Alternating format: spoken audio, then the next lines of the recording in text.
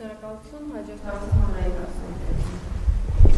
Պարոն վարչապետ, Հայաստանի եւ Ադրբեջանի սահմանազատման հետ կապված երեկվա հանդիպման արդյունքում փաստորեն միայն նախագծերի տեքստեր են համաձայնեցվել, իսկ կա մոտավոր ժամկետի մասին պատկերացում, թե երբ արդեն դրանք կհաստատվեն ու ըստ այդմ աշխատանքները կսկսվեն։ Նախանշվում է այդպիսի ժամկետ։ Ճիշտն ասած, լավ չպատկերացրի։ Նախագծերը համաձայնեցվում են, պետք է ներպետական ընթացակարգեր անցնեն, որպեսզի համարվեն նույնիսկ միջպետական պայմանագրերը, որ ստորագրվում են, այդ պայմանագրերը գալիս են կառավարություն, գնում են սահմանադրական դատարան, անցնում են, գնում են ազգային ժողով, վավերացվում են, բայց դա չի նշանակում, որ դա թղթի կտոր է, երբ որ այդ պահը ստորագրվել է։ Այսինքն հանձնաժողովները համաձայնեցրել են, իրենց աշխատանքը ավարտել են, համաձայնեցրել են։ Հիմա պետք է շրջանառվի, ներպետական ընթացակարգեր պետք է անցնի եւ հաստատվի։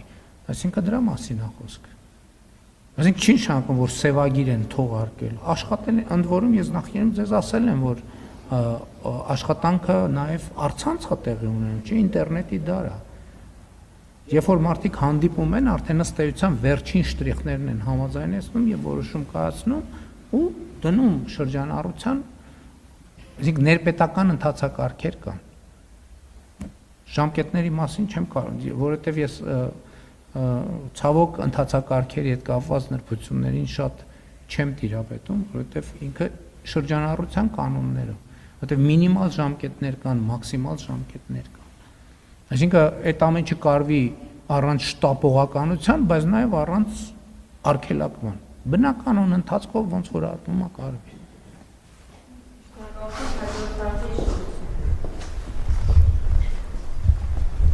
Պարոն Փաշինյան, երբ հարց հնչեց 300,000 ադրբեջանցիների վերադարձի մասին, դուք այնպես զարմացած արձագանքեցիք, ասես դուք Հայաստանի Հանրապետության վարչապետը չեք եւ չեք լսել, թե ինչպես են ադրբեջանցիները, ադրբեջանական կողմը, պաշտոնական Բաքվում դրա մասին խոսում, եւ որպեսզի հիշեցնեմ, ես ուզում եմ հայկական ժամանակի մի լրատվամիջոց, որը ձերն է, հայկական ժամանակի այս հրապարակումը կարդալ։ Շուրջ 300,000 ադրբեջանցի պաշտոնապես դիմել է Հայաստանի ղեկավարությանը, որպեսզի իրենց վերադարձի վերաինտեգրման համար պայմաններ ստեղծվեն։ Այս մասին ասել է Ադրբեջանի նախագահ Իլհամ Ալիևը լրատվամիջոցներին տված հարցազրույցում։ Նա նշել է, որ 1980-ից 1990-ական թվականներին Հայաստանից հեռացած ադրբեջանցիների վերադարձի մասին է խոսքը, եւ Ալիևի կարծիքով վերադառնալու իրավունք ունեն։ Նրանք վերադառնալու իրավունք ունեն, թե ոչ, այս հարցին պետք է ուղիղ պատասխանել, հա, այո կամ ոչ, եւ երբ դուք ասում եք, որ այս ընթացքում նման խոսակցությունները կարող են սրել բանակցությունները եւ գուցե նաեւ պատերազմական իրավիճակ ստեղծել, հետո եք բանակցելու դրա մասին, դուք կողմ եք, որ ադրբեջանցիները գան, հանուն նրա, որ պատերազմ չլինի, կամ ձեր ասած խաղաղությունը, որ այս բանին ասում եք խաղաղություն կա, հանուն նրա, որ այդ խաղաղությունը շարունակվի, երկարատև լինի, դուք պատրաստ եք ընդունել 300,000 ադրբեջանցիներին։ Ավարտեցիք ձեր հարցը, համոզված եք։ Այո, համոզված։ Գիտեք, ես տպավորություն ստացա, թե Ադրբեջանի լիազոր ներկայացուցիչ եմ խոսում, որովհետև ասում եք, պիտի ուղիղ պատասխանել այդ հարցին։ Այո, թե ոչ։ Ես գուցե մի անգամից ասեիք, ինչ է պետք պատասխանել այդ հարցին։ Այսինքն, հիմա այդ լրատվամիջոցներում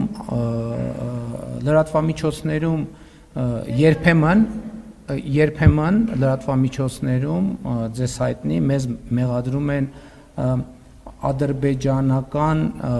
պրոադրբեջանականության մեջ, բայց կներեք, այստեղ ներկա լրատվամիջոցների 60%-ը առավոտից իրիկուն ադրբեջանական եւ թուրքական նարատիվների լոբինգով զբաղված Հայաստանի Հանրապետությունում։ Եվ քիչ առաջ դուք զբաղված եք ուղիղ դրանով, ուղիղ։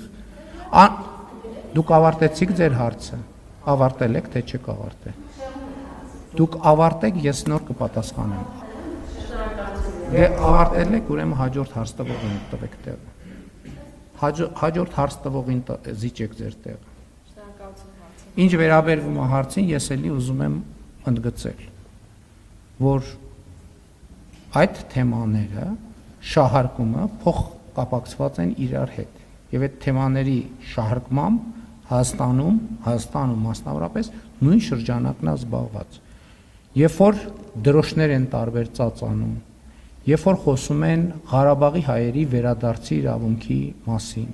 երբ որ մեր նարատիվները, երբ որ մենք ասում ենք նման հարց պետքա չդրվի ընդհանրապես, այլ Ղարաբաղի մեր քույրներն ու եղբայրները պետքա բնավորվեն, տնավորվեն Հայաստանում, այդ ամենը իրար հետ է կապված։ Մենք արդեն ընդունել ենք նրանց, ում պետքա ընդունենք։ Խոսքը Ղարաբաղից տեղահանված մեր քույրերի եւ եղբայրների մասին է։ Եվ նրանք, ովքեր ուզում են այդ օրակարգը առաջ մղել, նրանք ուրիշ բանով զբաղված չեն, նրանք ուզում են տեղ բացել այդ խոսակցության համար։ Ֆիզիկ ավարտել եք, դուք թե չեք ավարտել։ Ես դրա համար եմ ասում, այնա կալուգացի օլիգարխը ինքը չի հասկանում ինքը ինչ է խոսում։ Եվ հələ նրանք, ովքեր չեն հասկանում, այդ հələ հասկանում եմ։ Բայց նրանք, ովքեր որ հասկանում են եւ դա անելով են ասում եմ շատ ուղիղ ասում եմ։ Նրանք, ովքեր ծածանում են դրոշներ եւ խոսում են Ղարաբաղի մեր քույրերի եւ եղբայրների վերադարձի իրավունքի մասին, մենք խոսում ենք, որ նրանք պետքա տնավորվեն Հայաստանի Հանրապետությունում։ Իսկ այդ մյուս խոսույթի հեղինակները նրանք ուզում են տեղ բացել այդ խոսակցության համար, տեղ բացել։ Որտեւ մեր քաղաքականության արդյունքում այդ տեղը փակվել է, նրանք ուզում են տեղ բացել։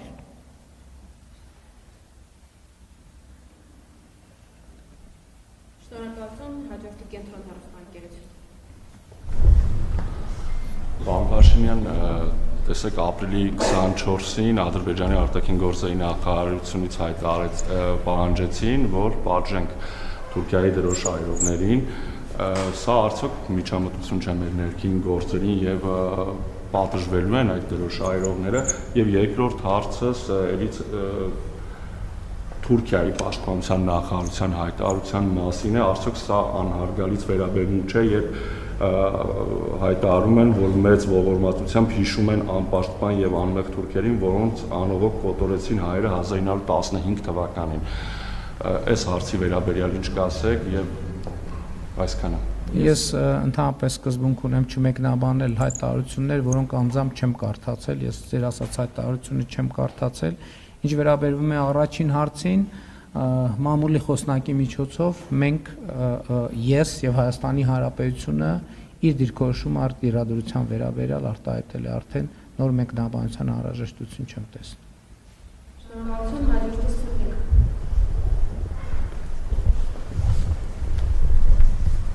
Եվրոպական համայնքի գագաթնաժողովի շրջանակում Զելենսկուն սպասում եք Հայաստանում հրավեր ուղարկել եք։ Բոլոր եվրոպական քաղաքական համայնքի բոլոր անդամներին սպասում եմ, այո, ներառյալ Ուկրաինայի նախագահին։ Դուք չավարտեցիք ձեր հարցը։ Այն չի պաուզա տրվեց, դե ավարտեք, նոր կասեք, ավարտել եք, որ Խաղաղության խորհրդին անդամակցելու համար ֆինանսների նախարարությունն ասել է, որ Հայաստանը որոշակի ֆինանսական պարտավորություններ պետք է ունենա, սակայն գումարի չափ չի նշվում, ինչ գումարի մասին է խոսքը։ Ավարտեցիք։ Ֆինանսական ոչ մի պարտավորություն չկա, կա կամավորություն եւ ես կարծում եմ, որ Հայաստանի Հանրապետությունը պետք է դուրս գա այդ բանի աղքատ ազգականի կարգավիճակից, որ ինքը բոլոր տեղերը գնում է եւ ենթադրենք այդ վիճակում է, որ ծուռը վիզ անկյունում կանգնած է եւ մենք պետքա մասնակցում ենք, պետքա նաեւ ներդրումը մեր չափով ունենանք։ Ոչ մի պարտավորություն չունի Հայաստանի Հանրապետությունը, ոչ մի պարտավորություն։ Բայց ես կարծում եմ, որ մենք պետքա մասնակցություն ունենանք։ Եվ մենք ունենանք մասնակցություն։ Չեք ավարտել հարցը։ Շնորհակալություն։ Չեք ավարտել։ Ձեր հարցը։ Չեք ավարտել հարցը։ Չեք ավարտել հարցը։ Հաջորդ հարցը Սիվիլն է։ Պարոն վարչապետ, դուք նշեցիք, որ գերիների վերադարձիության հսկայածավալ աշխատանք է կատարվում, երկու հարց ունեմ սկզբից ասեմ։ Քանի որ առաջիկայում Հայաստանը հյուրընկալելու է Եվրոպական քաղաքական համայնքի գագաթնաժողովը, ինչպես է այդ աշխատանքն արտացոլվելու եվրոպացիների գործընկերների հետ, թե այս հարցը պատկերացնում եք բացառապես երկկողմ ձևաչափով Ադրբեջանի հետ, սա առաջին հարցն էր։ Երկրորդը Զվարթնոց օդանավակայանից եւ Ակարակի անցակետից ռուս սահմանապահների հեռացումից հետո արդյոք կառավարությունը ծրագրում է հայ-իրանական եւ հայ-թուրքական սահմանների վերահսկողություն ամբողջությամբ Հայաստանի սահմանապահ զորքերին հանձնելու հարցը, կան իրավական մեխանիզմներ, որ հնարավոր է սա իրագործել, իմանալով, որ Ռուսաստանի հետ մենք ունենք պայմանագիր։ Ադրբեջանի հետ երկով ձևաչափով ենք քննարկում, այո, այլ ձևաչափ ես արդյունավետ չեմ համարում։ Մեր փորձը ցույց է տվել, որ մյուս ձևաչափերով քննարկումները մեծ օգուտ չեն բերում եւ մեծ պոտենցիալ չունեն։ Եվ մենք այո, երկում ձևաչափով ենք քննարկում եւ այնտեղ որտեղ կտեսնենք արդյունավետության պոտենցիալ այդ ձևաչափով քննարկելու, չենք խուսափի նաեւ այդ ձևաչափով քննարկելու։ Ինչ վերաբերվում է Հայաստանի պետական սահմանին, հենց 90-ականների սկզբին ստորագրված եւ ես ցավոք ամսաթիվը եւ տարին թվականին ստորագրված պայմանագրով նախատեսվում է, որ Հայաստանի սահմանապահ զորքերի կարողությանը զուգահեռ մենք պետք է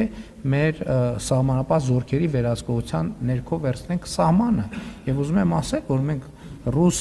սահմանապահներին նաեւ վճարումներ ենք իրականացնում սահմանը պահելու համար եւ նախկինում էլ եղել է, երբ որ ռուսաստանցի գործընկերները բարձրացրել են այդ գումարները ավելացնելու հարցը, որովհետեւ այդ գումարները չեն բավարարում այդ ծառայությունը մատուցելու համար։ Մենք էլ հաշվարկում ենք, որ այդ գումարները ավելացնելու թեման որ կա, այդ գումարները ծախսելով արդեն բարձրացվող կամ պոտենցիալ ունեցող գումարները կարող ենք ծախսել մեր սահմանապահ կարողությունները զարգացնելու եւ կամաց ինչքան հնարավորություն ունենանք ռուս գործընկերները կտեղավորվեն այն գումարի մեջ, ինչ որ մեզ համար ծանր չի շատ այդ գումարը վճարել, մենք էլ մնացած հատվածների հսկողություն կվերցնենք։ Դա հենց պայմանագրով նախատեսված։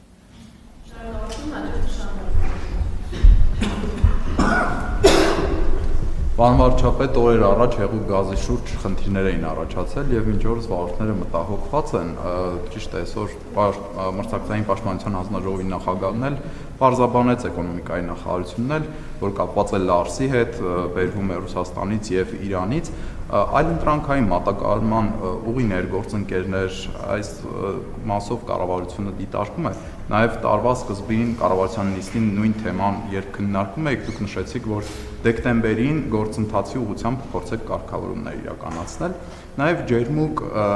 ջերմուկի արտահանման մասով Ռուսաստանում խնդիրներ առաջացան, սա կապված է ընտրական գործընթացի հետ, թե իրոք հետազոտությունն է ցույց տվել, որ ինչ որ խնդիրներ կան։ Նաև եթե կարելի է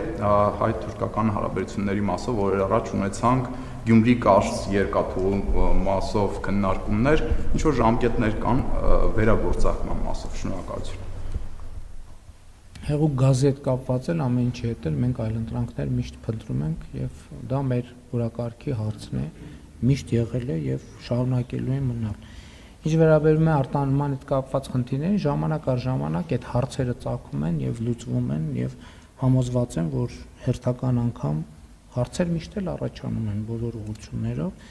եւ ելի ուզում եմ մեր ուշադրությունը հրավիրել, որ մենք ոչ թե հայ-թուրքական հարաբերությունների հարց ենք քննարկում, մենք քննարկում ենք Հայաստանի Հանրապետություն, Թուրքիայի Հանրապետություն միջպետական հարաբերությունների հարց, մնացած մասով ժամկետների մասին չենք կարող ասել, որովհետև դրանք կախված են ամենատարբեր գործոններից, ներառյալ տեխնիկական իմիջիայլոց, որովհետև երբ որ աշխատում ենք, այդ թվում կամուրջների վիճակի հետ կապված հետազոտություններ են արվում եւ այլն եւ հանգամանքներ են պարզվում, որը ավելի վաղ հնարավոր չէր պարզել, որովհետև պետք էր հենց տեղում օբյեկտի վրա կամ գետնի վրա հետազոտություն անել, ինչ որ տեղեկատվություն լրացուցիչ ունենալու համար։